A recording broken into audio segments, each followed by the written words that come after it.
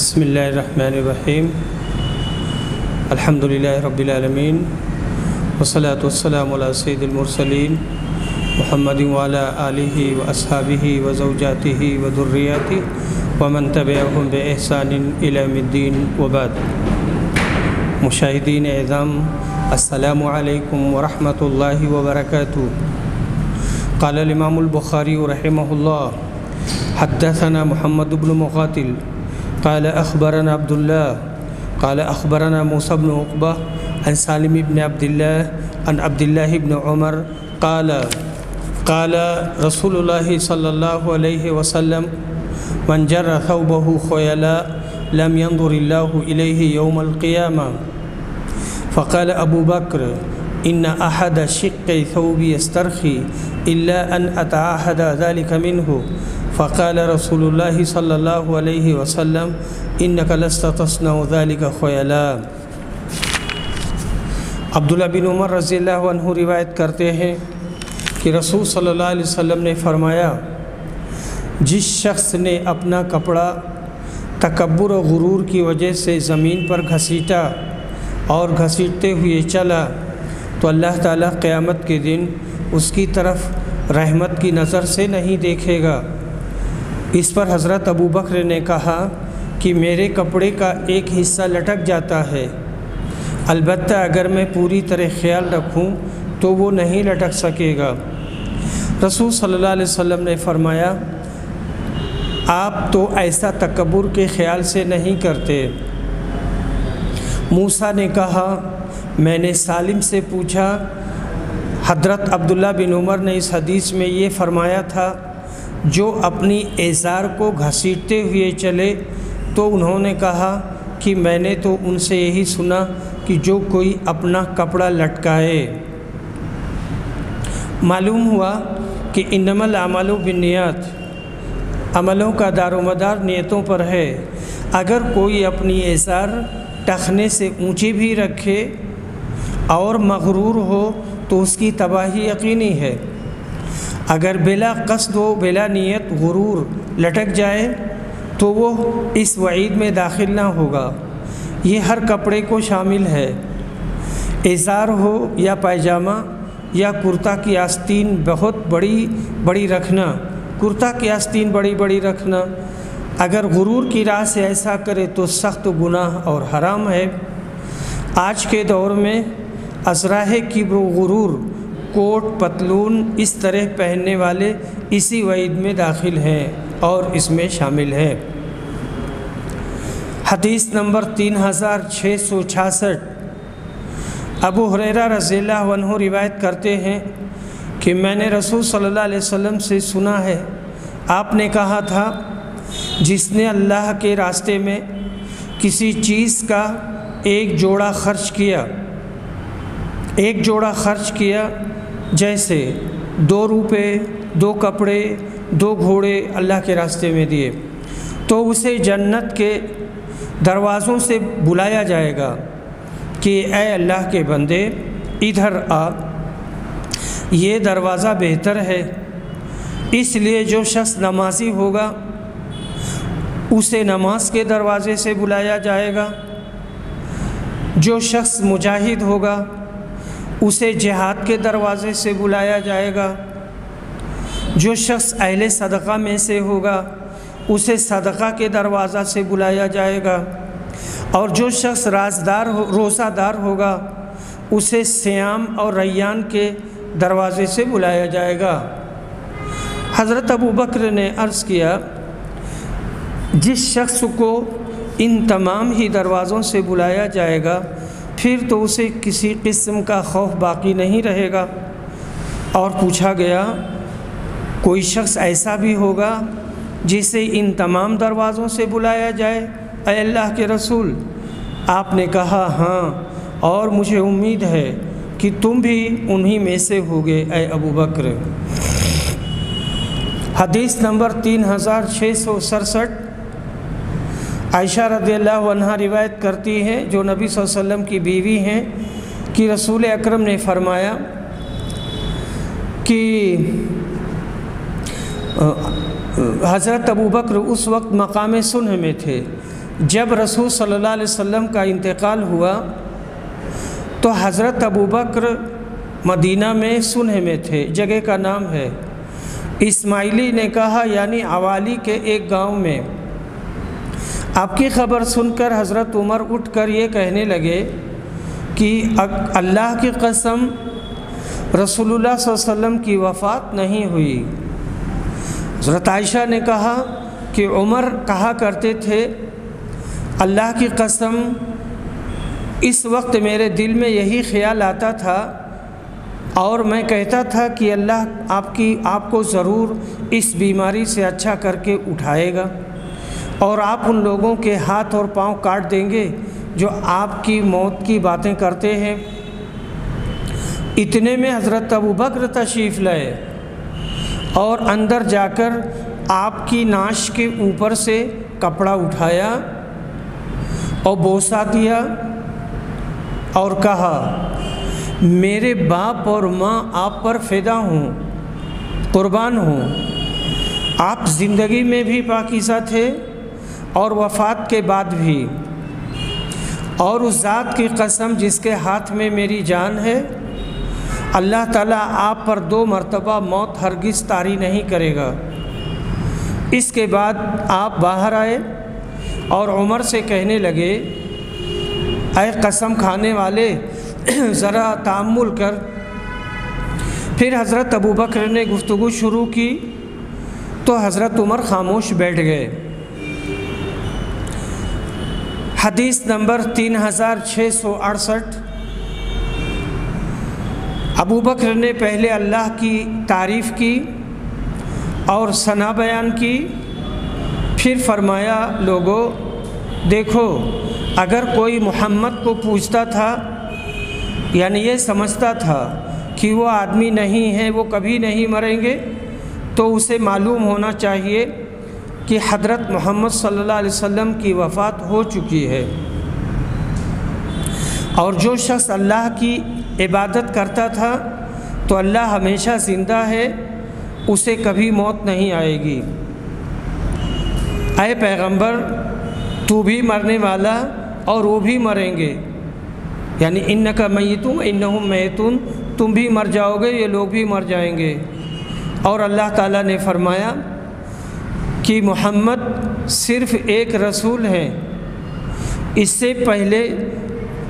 سے پہلے بھی بہت سے رسول گزر چکے ہیں، اس لیے اگر وہ وفات پا جائیں یا انہیں شہید کر دیا جائے تو تم اسلام سے پھر جاؤ گے، اور جو شخص اپنی ایڑیوں کے بل پھر جائے تو وہ اللہ کو کوئی نقصان نہیں پہنچا سکے گا، اور اللہ عنقریب شکر گزار بندوں کو بدلہ دینے والا ہے۔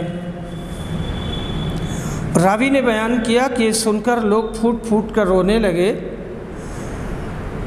اور انصار ثقیفہ بنی ساعدہ میں سعد بن عبادہ کے پاس جمع ہو گئے اور کہنے لگے کہ ایک امیر ہم میں سے ہوگا اور ایک امیر تم میں سے ہوگا، یعنی ایک انصار کا اور ایک مہاجرین کا، دونوں مل کر حکومت چلائیں گے۔ پھر ابوبکر، عمر بن خطاب اور ابو عبیدہ بن جراح ان کی مجلس میں پہنچے۔ عمر نے گفتگو کرنی چاہی لیکن ابوبکر نے ان سے خاموش رہنے کے لیے کہا۔ عمر کہا کرتے تھے کہ اللہ کی قسم میں نے ایسا صرف اس وجہ سے کیا تھا کہ میں نے پہلے ہی سے ایک تقریر تیار کر لی تھی جو مجھے بہت پسند آئی تھی، پھر بھی مجھے ڈر تھا کہ ابوبکر کی برابری اس سے بھی نہیں ہو سکے گی۔ آخر حضرت ابوبکر انتہائی بلاغت کے ساتھ بات شروع کی۔ انہوں نے تقریر میں کہا ہم قریش امراء ہیں اور تم انصار وزراء ہو۔ اس پر حباب بن منذر بولے کہ نہیں، اللہ کی قسم ہم ایسا نہیں ہونے دیں گے، ایک امیر ہم میں سے ہوگا اور ایک امیر تم میں سے ہوگا۔ حضرت ابوبکر نے کہا کہ نہیں، ہم امراء ہیں، تم وزراء ہو۔ قریش کے لوگ سارے عرب میں شریف خاندان شمار کیے جاتے ہیں اور ان کا ملک یعنی مکہ عرب کے بیچ میں ہے، تو اب تم کو اختیار ہے یا تو عمر سے بیعت کر لو یا ابو عبیدہ بن جراح سے۔ عمر نے کہا نہیں، ہم آپ سے ہی بیعت کریں گے، آپ ہمارے سردار ہیں، ہم میں سب سے بہتر ہیں، اور رسول کریم صلی اللہ علیہ وسلم کے نزدیک آپ ہم سب سے زیادہ محبوب ہیں۔ حضرت عمر نے ان کا ہاتھ پکڑ لیا اور ان کے ہاتھ پر بیعت کر لی۔ پھر سب لوگوں نے بیعت کی۔ اتنے میں کسی کی آواز آئی کہ سعد بن عبادہ کو تم لوگوں نے مار ڈالا۔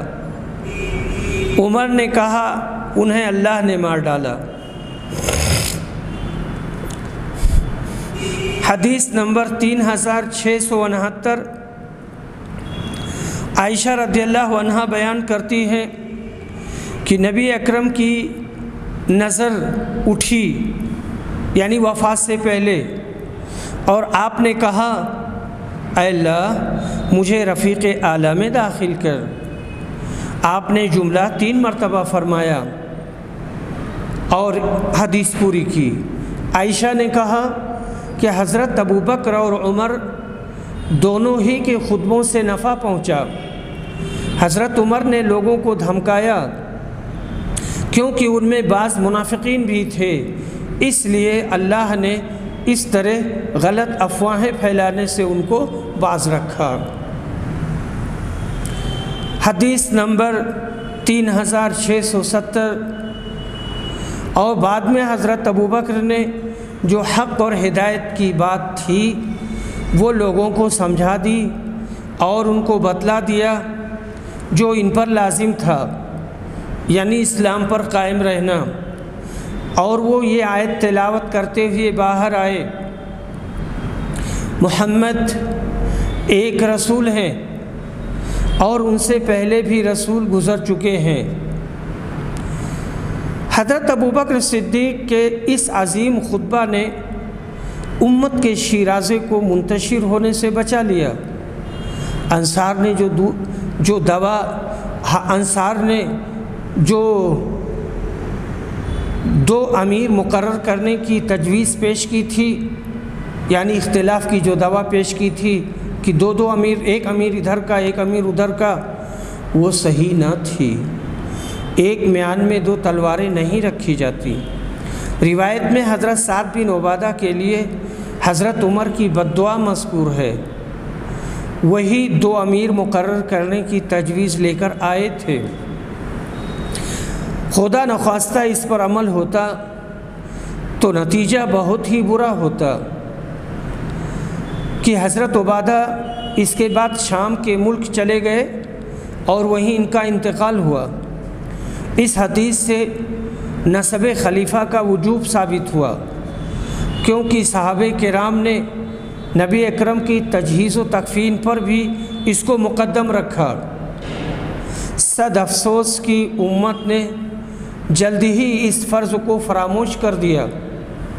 پہلی خرابی یہ پیدا ہوئی کہ خلافت کی جگہ ملوکیت آ گئی، پھر مسلمانوں نے اقطار عالم میں قدم رکھا تو مختلف اقوام عالم سے ان کا سابقہ پڑا،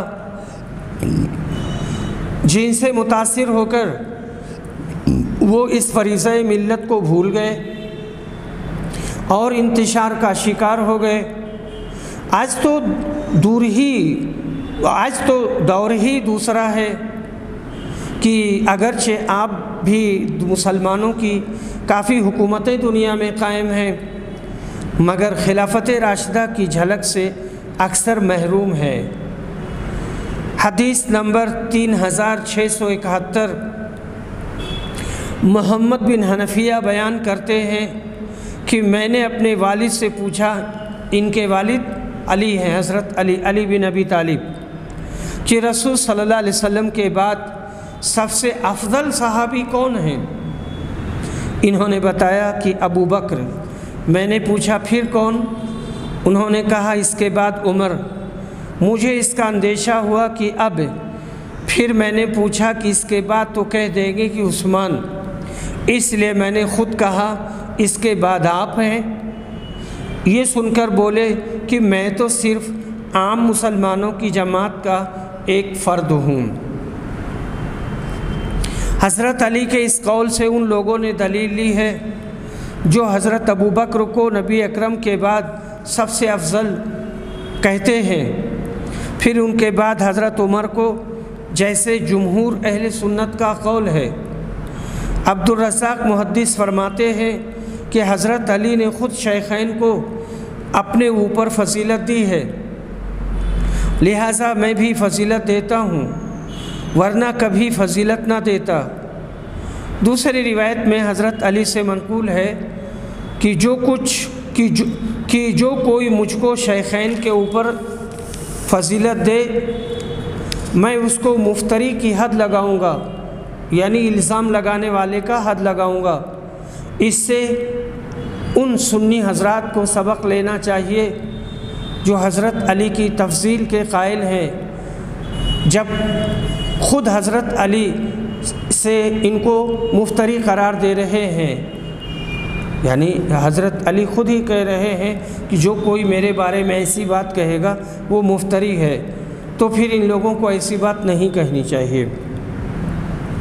حدیث نمبر 3672، عائشہ رضی اللہ عنہا روایت کرتی ہیں کہ ایک سفر میں ہم رسول صلی اللہ علیہ وسلم کے ساتھ چلے۔ جب ہم مقام بیدا یا مقام ذات الجیش پر پہنچے تو میرا ایک ہار ٹوٹ کر گر گیا، اس لیے حضور اکرم اس کی تلاش کے لیے وہاں ٹھہر گئے، اور صحابہ بھی آپ کے ساتھ ٹھہرے، لیکن نہ اس جگہ پانی تھا اور نہ ان کے ساتھ پانی تھا۔ لوگ حضرت ابوبکر کے پاس آ کر کہنے لگے کہ آپ ملاحظہ نہیں فرماتے، آپ دیکھتے نہیں ہیں عائشہ نے کیا کیا؟ حضور اکرم کو یہی روک لیا، اتنے صحابہ آپ کے ساتھ ہیں، نہ تو یہاں پانی اور نہ لوگ اپنے ساتھ پانی لیے ہوئے ہیں۔ اس کے بعد حضرت ابوبکر آئے۔ رسول صلی اللہ علیہ وسلم اس وقت اپنا سر میری ران پر رکھے ہوئے سو رہے تھے۔ وہ کہنے لگے، تمہاری وجہ سے رسول صلی اللہ علیہ وسلم کو اور سب لوگوں کو رکنا پڑا، اب نہ یہاں کہیں پانی ہے اور نہ لوگوں کے ساتھ پانی ہے۔ حضرت عائشہ نے کہا کہ ابوبکر نے مجھ پر غصہ کیا اور جو کچھ اللہ کو منظور تھا انہوں نے کہا، اور اپنے ہاتھ سے میری کوکھ میں کچوکے لگانے لگے۔ میں ضرور تڑپ اٹھتی مگر رسول صلی اللہ علیہ وسلم کا سر مبارک میری ران پر تھا۔ رسول اللہ صلی اللہ علیہ وسلم سوتے رہے۔ جب صبح ہوئی تو پانی نہیں تھا، اور اسی موقع پر اللہ تعالیٰ نے تیمم کا حکم نازل فرمایا اور سب نے تیمم کیا۔ اس پر اسید بن حضیر نے کہا کہ اے آل ابوبکر، یہ تمہاری کوئی پہلی برکت نہیں ہے۔ حضرت عائشہ نے بیان کیا کہ پھر ہم نے جب اس اونٹ کو اٹھایا جس پر میں سوار تھی تو ہار اسی کے نیچے ہمیں ملا۔ گم ہونے والا ہار حضرت اسما کا تھا، اس لیے حضرت عائشہ کو اور بھی زیادہ فکر ہوا۔ بعد میں اللہ تعالیٰ نے اسے ملا دیا۔ حضرت اسید بن حضیر کے قول کا مطلب یہ ہے کہ حضرت ابوبکر کی اولاد کی وجہ سے مسلمانوں کو ہمیشہ فوائد و برکات ملتے رہے ہیں۔ یہ حدیث کتاب التیمم میں بھی گزر چکی ہے۔ یہاں پر اس کے لانے سے یہ غرض ہے کہ اس حدیث سے حضرت ابوبکر صدیق کے خاندان کی فضیلت ثابت ہوتی ہے۔ حدیث نمبر 3673 ابو سعید خدری روایت کرتے ہیں، کہتے ہیں کہ رسول صلی اللہ علیہ وسلم نے فرمایا، میرے صحابہ کو گالی نہ دو، ان کو برا بھلا نہ کہو۔ اگر کوئی شخص احد پہاڑ کے برابر بھی سونا اللہ کی راہ میں خرچ کرے تو ان کے ایک مد غلہ کے برابر بھی نہیں ہو سکتا، اور نہ ان کے آدھے مد کے برابر۔ جن حالات میں ان لوگوں نے خرچ کیا تھا وہ بہت اہم حالات تھے۔ اس سے عام طور پر صحابہ کرام کی فضیلت ثابت ہوتی ہے۔ یہ وہ بزرگان اسلام ہیں جن کو دیدار رسالت پناہ صلی اللہ علیہ وسلم نصیب ہوا، اس لیے ان کی عند اللہ بڑی اہمیت ہے۔ جریر کی روایت کو امام مسلم نے اور محاذر کی روایت کو ابو الفتح نے اپنے فوائد میں، اور عبداللہ بن داؤد کی روایت کو مسدد نے، اور ابو معاویہ کی روایت کو امام احمد نے موصولاً روایت کیا ہے۔ خدمت اسلام میں صحابہ کرام کی مالی قربانیوں کو اس لیے فضیلت حاصل ہے کہ انہوں نے ایسے وقت میں خرچ کیا جب سخت ضرورت تھی، کافروں کا غلبہ تھا اور مسلمان محتاج تھے۔ مقصود مہاجرین اولین اور انصار کی فضیلت کا بیان ہے۔ ان میں ابو بکر صدیق بھی تھے، لہذا باب کی مطابقت حاصل ہو گئی۔ یہ حدیث آپ نے اس وقت فرمائی جب خالد بن ولید اور عبد الرحمن بن عوف میں کچھ تکرار ہوئی۔ خالد نے عبد الرحمن کو کچھ سخت کہا۔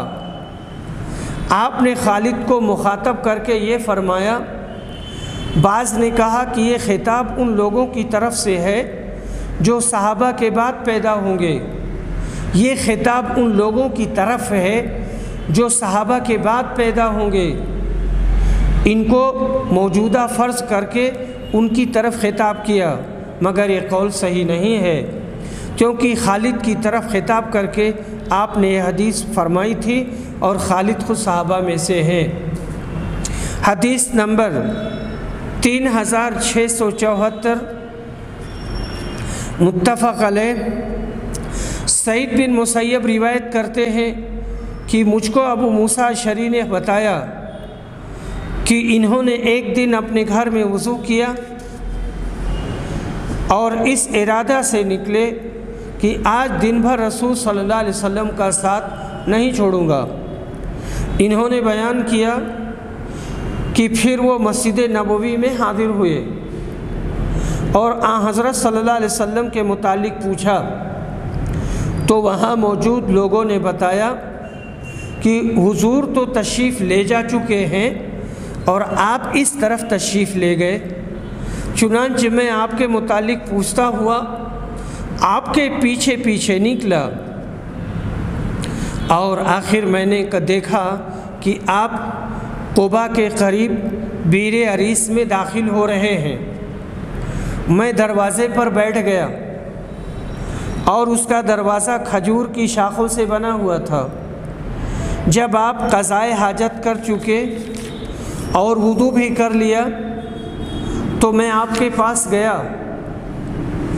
میں نے دیکھا کہ آپ بیر عریس کی مڈیر پر بیٹھے ہوئے ہیں، اپنی پنڈلیاں آپ نے کھول رکھی ہیں اور کنویں میں پاؤں لٹکائے ہوئے ہیں۔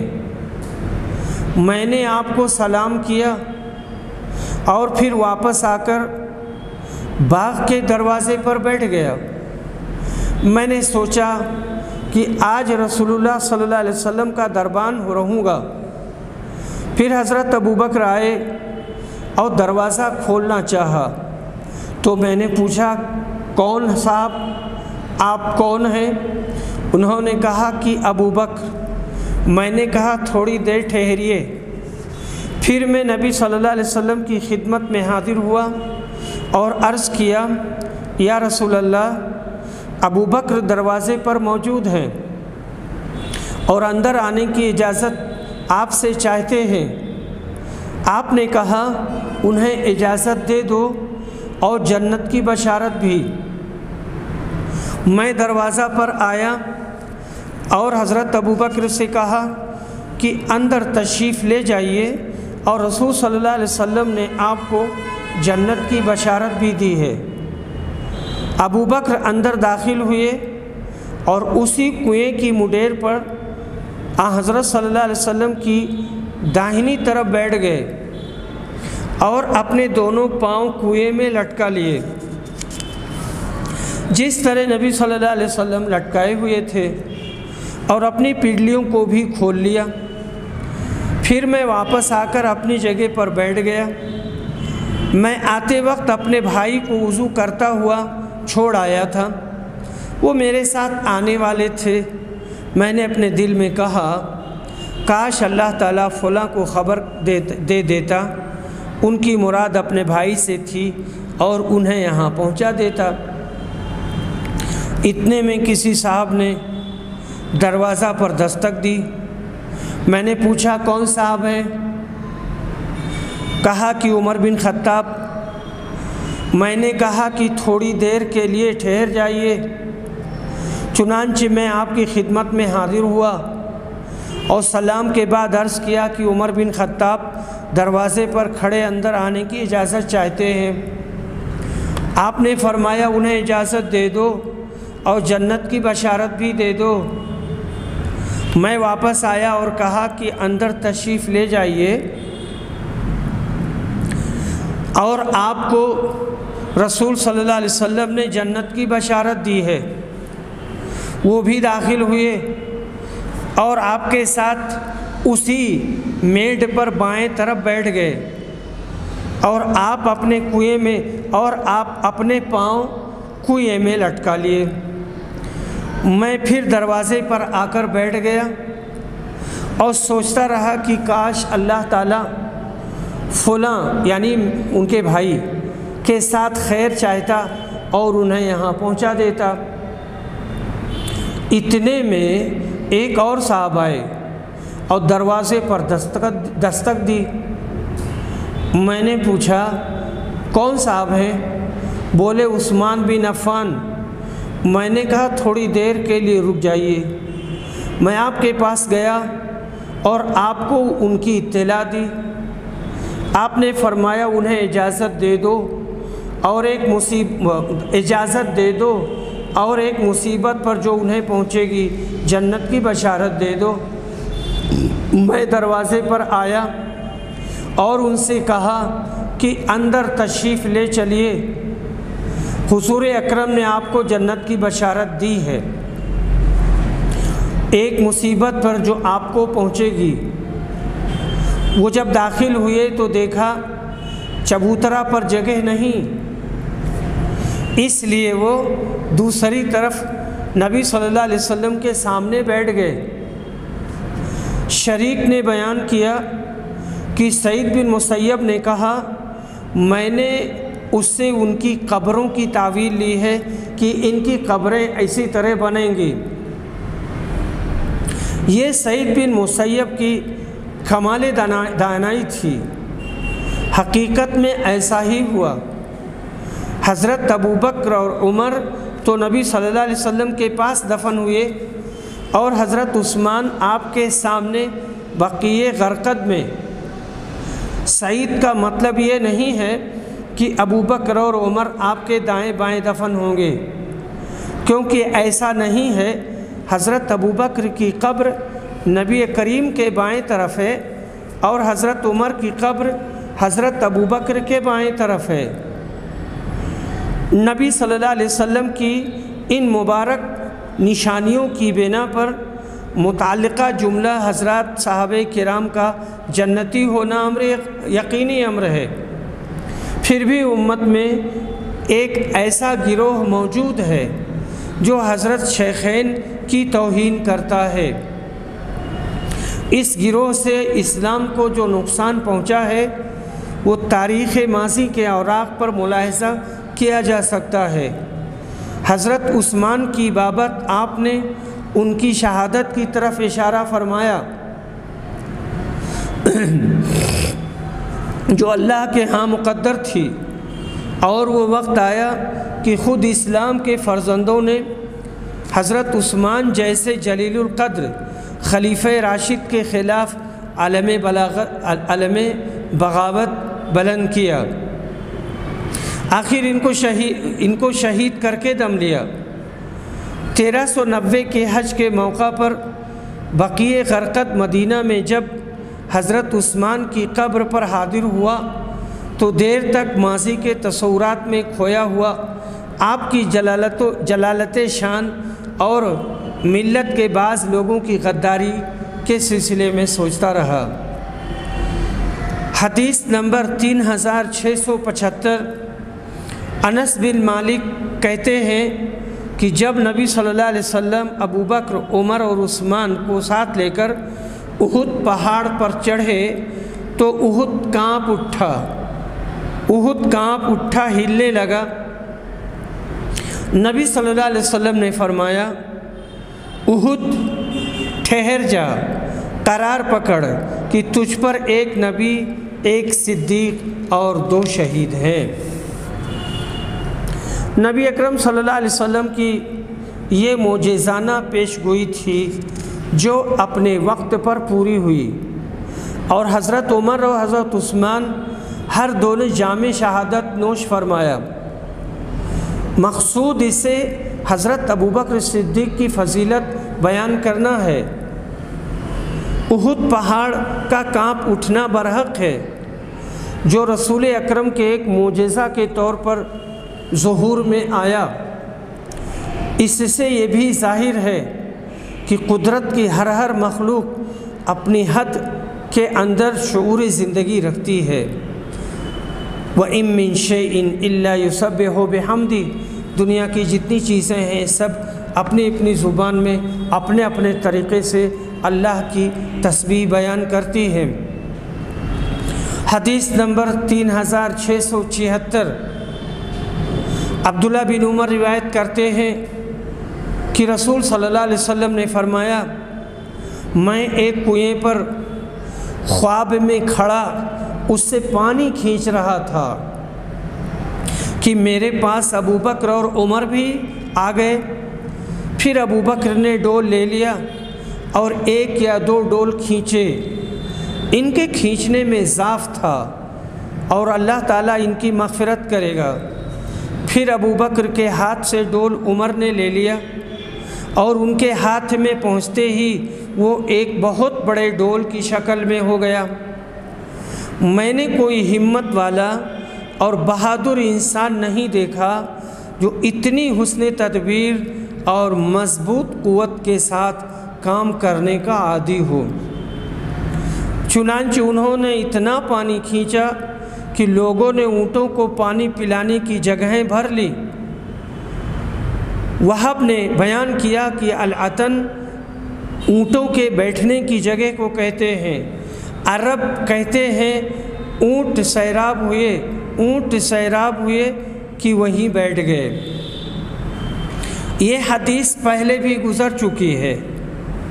حضرت صدیق کی یہ توانائی کوئی عیب نہیں ہے جو ان کے لیے خلقی تھی۔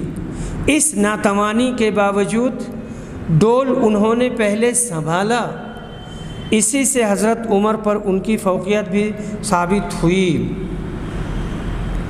حدیث نمبر 3677، ابن عباس روایت کرتے ہیں کہ میں ان لوگوں کے ساتھ کھڑا تھا جو عمر بن خطاب کے لیے دعائیں کر رہے تھے۔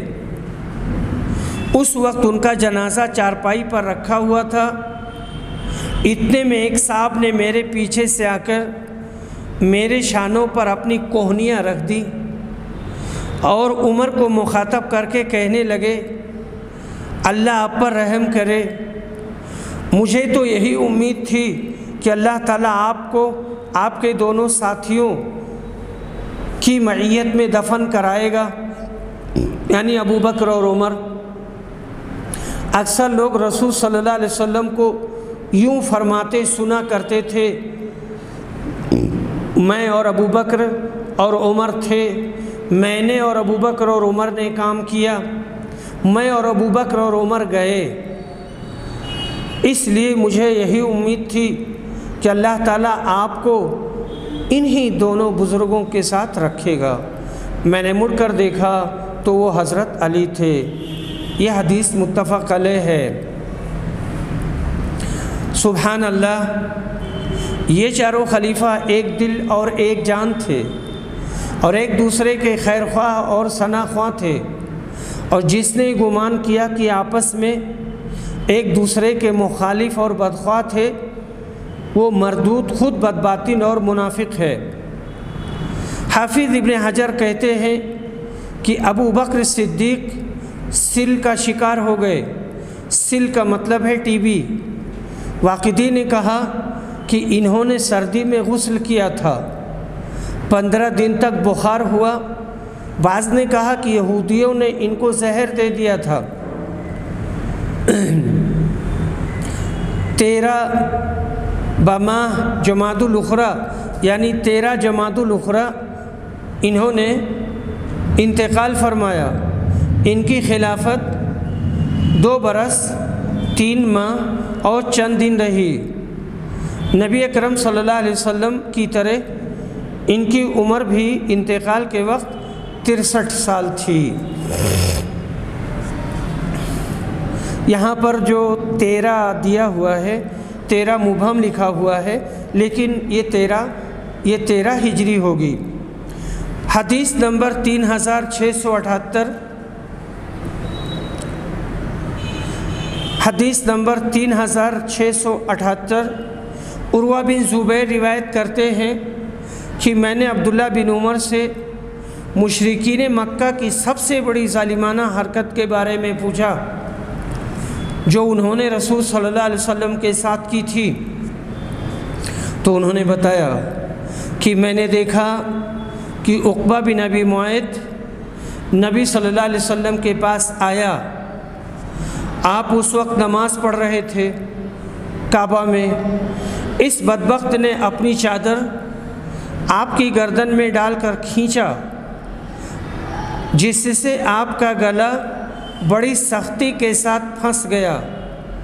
اتنے میں ابو بکر آئے اور اس بدبخت کو دفع کیا، دھکے دے کر دور کیا اور کہا، کیا تم ایک ایسے شخص کو قتل کرنا چاہتے ہو جو یہ کہتا ہے کہ میرا پروردگار اللہ ہے، اور وہ تمہارے پاس اپنے پروردگار کی طرف سے کھلی ہوئی دلیلیں بھی لے کر آیا ہے؟ باب مناقب عمر بن الخطاب۔ حضرت ابو حفص کنیت ہے حضرت عمر کی، عمر بن خطاب قرشی عدوی کی فضیلت کا بیان۔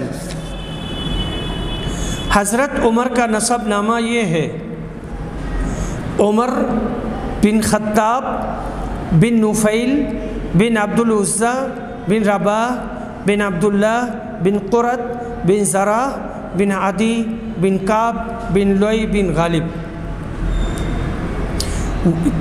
تو وہ کعب میں نبی صلی اللہ علیہ وسلم کے نسب سے مل جاتے ہیں۔ ان کا لقب فاروق تھا جو نبی اکرم نے دیا تھا۔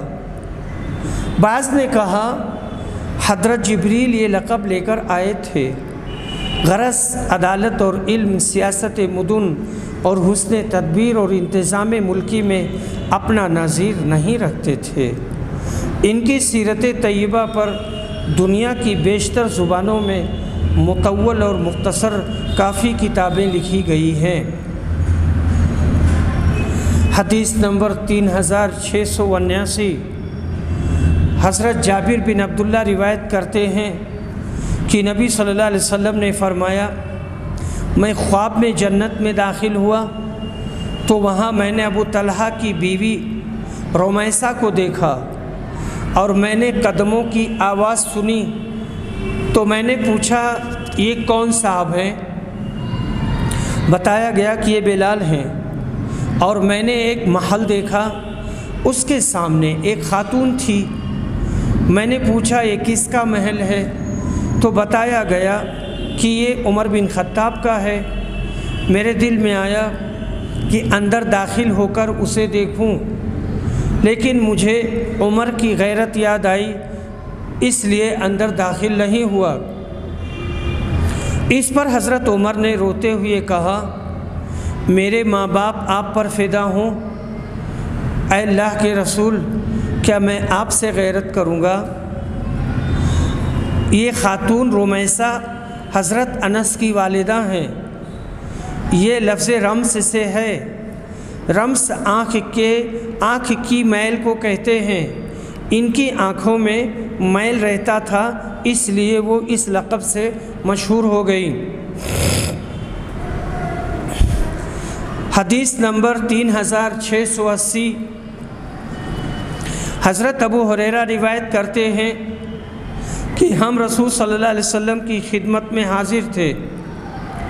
آپ نے فرمایا، میں سویا ہوا تھا کہ میں نے خواب میں جنت دیکھی۔ میں نے دیکھا کہ ایک عورت ایک محل کے کنارے وضو کر رہی ہے۔ میں نے پوچھا، یہ محل کس کا ہے؟ تو فرشتوں نے جواب دیا کہ عمر کا ہے۔ پھر مجھے ان کی غیرت و حمیت یاد آئی اور میں وہیں سے لوٹ آیا۔ اس پر حضرت عمر رو دیے اور کہا، اے اللہ کے رسول، کیا میں آپ پر بھی غیرت کروں گا؟ حدیث نمبر 3681،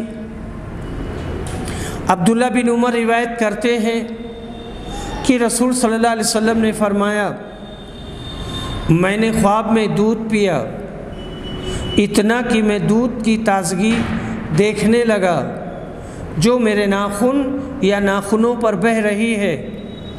پھر میں نے پیالہ عمر کو دے دیا۔ صحابہ نے پوچھا، یا رسول اے اللہ کے رسول، اس خواب کی تعبیر کیا ہے؟ آپ نے فرمایا، اس کی تعبیر علم ہے۔ تو جیسے آدمی خواب میں دیکھتا ہے کہ وہ دودھ پی رہا ہے، یا کہ وہ پانی پی رہا ہے، یا پانی میں ڈوب رہا ہے، یا پانی زیادہ پانی میں تھوڑے پانی میں چل رہا ہے، تو عام طور سے اس کی تعبیر اچھی ہوتی ہے اور اس کا تعلق عام طور سے علم سے ہوتا ہے۔ حدیث نمبر 3682، عبداللہ بن عمر روایت کرتے ہیں کہ نبی صلی اللہ علیہ وسلم نے فرمایا، میں نے خواب میں دیکھا کہ میں ایک کنویں سے ایک ڈول کھینچ رہا ہوں جس پر چرخ لکڑی کا لگا ہوا ہے۔ پھر حضرت ابوبکر آئے اور انہوں نے بھی ایک یا دو ڈول کھینچے، مگر کمزوری کے ساتھ، اور اللہ ان کی مغفرت کرے۔ پھر حضرت عمر آئے اور ان کے ہاتھ میں وہ ڈول ایک بہت بڑے ڈول کی صورت اختیار کیا، بدل گیا اور کافی بڑا ہو گیا۔ میں نے ان جیسا مضبوط اور باعظمت شخص نہیں دیکھا جو اتنی مضبوطی کے ساتھ کام کر سکتا ہو۔ انہوں نے اتنا کھینچا، اتنے ڈول نکالے کہ لوگ سیراب ہو گئے اور اپنے اونٹوں کو پلا کر ان کے ٹھکانوں پر لے گئے۔ ابن جبیر نے کہا کہ عبقری کا معنی عمدہ، اور زرابی ان بچھونوں کو کہتے ہیں جن کے حاشیے باریک پھیلے ہوئے بہت کثرت سے ہوتے ہیں، اور عبقری سردار کو بھی کہتے ہیں۔ حدیث میں جو یہ عبقری کا لفظ آیا ہے یہ اسی معنی میں ہے، سردار کے معنی میں ہے۔ یہ حدیث متفق علیہ ہے۔ حدیث نمبر 3683، حضرت سعد بن ابی وقاص بیان کرتے ہیں کہ حضرت عمر نے رسول اللہ صلی اللہ علیہ وسلم سے اندر آنے کی اجازت چاہی۔ اس وقت آپ کے پاس قریش کی چند عورتیں بیٹھی ہوئی تھیں، اور یہ سب کے سب امہات المومنین تھیں، باہر کی کوئی نہیں تھیں، اور آپ کی آواز سے بھی بلند آواز کے ساتھ آپ سے نان و نفقہ میں زیادتی کی درخواست کر رہی تھیں کہ ہمارا خرچہ بڑھایا جائے۔ جو ہی حضرت عمر نے اجازت چاہی تو وہ تمام کھڑی ہو کر پردے کے پیچھے جلدی سے بھاگ کھڑی ہوئیں۔ آخر رسول صلی اللہ علیہ وسلم نے اجازت دی اور وہ داخل ہوئے تو رسول اکرم مسکرا رہے تھے۔ حضرت عمر نے کہا، اللہ کے رسول، اللہ آپ کو ہمیشہ خوش رکھے۔ آپ نے فرمایا، مجھے ان عورتوں پر ہنسی آتی ہے جو ابھی میرے پاس بیٹھی ہوئی تھیں، لیکن تمہاری آواز سنتے ہی سب پردے کے پیچھے بھاگ گئیں۔ حضرت عمر نے عرض کیا، اللہ کے رسول، ڈرنا تو انہیں آپ سے چاہیے تھا۔ پھر انہوں نے کہا، یعنی عورتوں نے کہا، اے اپنی جانوں کی دشمنوں، تم مجھ سے ڈرتی ہو اور رسول اللہ سے نہیں ڈرتی ہو؟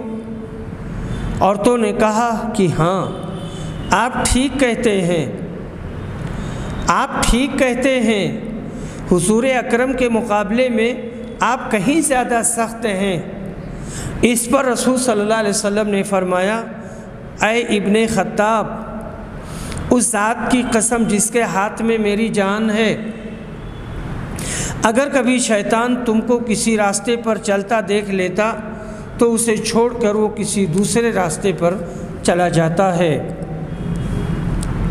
آپ نے دعا فرمائی تھی، یا اللہ، اسلام کو عمر یا پھر ابو جہل کے اسلام سے عزت عطا کر۔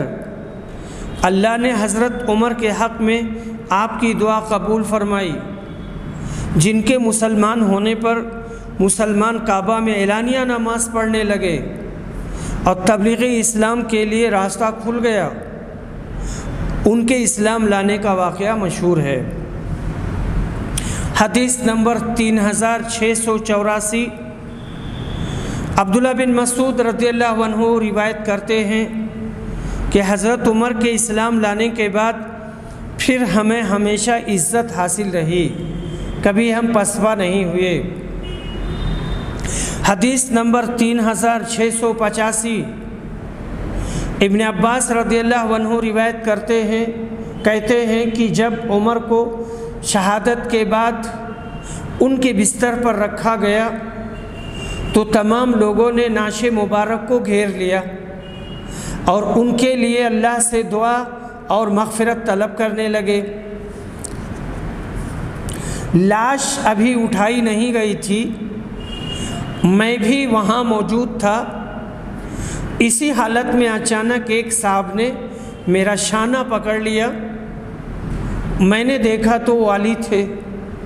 پھر انہوں نے عمر کے لیے دعائے رحمت کی اور ان کی لاش کو مخاطب کر کے کہا، آپ نے اپنے بعد کسی بھی شخص کو نہیں چھوڑا کہ جسے دیکھ کر مجھے یہ تمنا ہوتی کہ اس کے جیسا عمل کرتے ہوئے میں اللہ سے جا ملوں، اور اللہ کی قسم مجھے تو پہلے سے یقین تھا کہ اللہ تعالیٰ آپ کو آپ کے دونوں احباب کے ساتھ ہی رکھے گا۔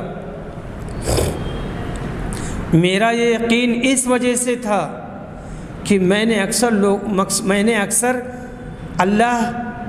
رسول اللہ صلی اللہ علیہ وسلم کی زبان مبارک سے یہ الفاظ سنتے تھے کہ میں ابو بکر اور عمر گئے، میں ابو بکر اور عمر داخل ہوئے، میں ابو بکر اور عمر باہر آئے۔ تو نبی صلی اللہ علیہ وسلم یہ بات کہتے تھے، پر ابو بکر اور عمر وہاں ہوتے نہیں تھے، لیکن آپ کو پورا یقین تھا کہ وہ میری مخالفت نہیں کریں گے اور یہ چیز وہ لوگ قبول کریں گے اور اسے مان لیں گے۔ حدیث نمبر 3686، انس بن مالک رضی اللہ عنہ روایت کرتے ہیں کہ نبی صلی اللہ علیہ وسلم احد پہاڑ پر چڑھے تو آپ کے ساتھ ابو بکر، عمر اور عثمان بھی تھے۔ پہاڑ لرزنے لگا تو نبی اکرم نے اپنے پاؤں سے اسے مارا اور فرمایا، احد ٹھہر جا کہ تجھ پر ایک نبی، ایک صدیق اور 2 شہید ہیں۔ خلفاء کی فضیلت میں نبی اکرم نے بطور پیشگی فرمایا، شہیدوں سے حضرت عمر اور حضرت عثمان رضی اللہ عنہ مراد ہیں۔ وآخر دعوانا الحمد للہ رب العالمین۔